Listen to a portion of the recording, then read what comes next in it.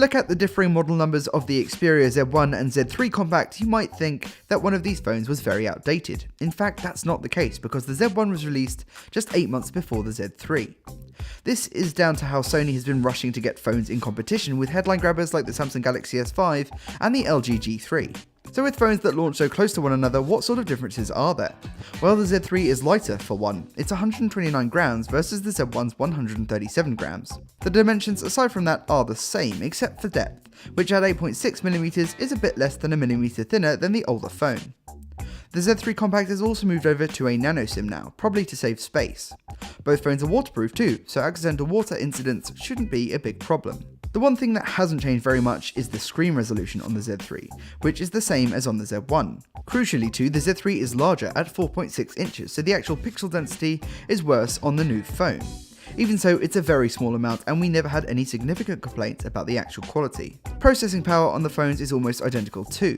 The Z3 Compact uses a Snapdragon 801 chipset with a 2.5 GHz quad-core processor, while the Z1 has a Snapdragon 800 with a 2.2 GHz quad-core processor. Both phones have 2 GB of RAM and both have 16 GB of inbuilt storage. Both the Z1 Compact and the Z3 Compact have Sony's impressive 20.7 megapixel camera too. The Z3 features some nice advances though that make the sensor work much harder. The video shooting should also be a lot less bumpy too, with Sony's Steady Shot, which does actually produce some great video.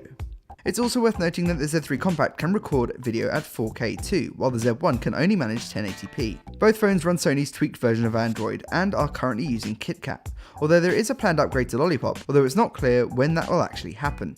On the whole though, Sony does a good job with its UI. They are clean and simple to use, while adding some nice features. The Z3 gets a slight battery boost too, from 2300 to 2600 mAh. Sony reckons this should mean the Z3 will last 2 full days, but as always that will depend largely on how you use the phone. But it will last longer than the Z1. So the final decision will probably come down to price. There is nothing at all wrong with the Z1 Compact, and it's as impressive a phone now as it was when it launched. Because it's likely to be a little cheaper, it's a good bet. The Z3 on the other hand has enough tweaks and updates to make it worth a little bit extra. It's not streets ahead, but the updated camera will make it an easy decision for some, along with that improved battery.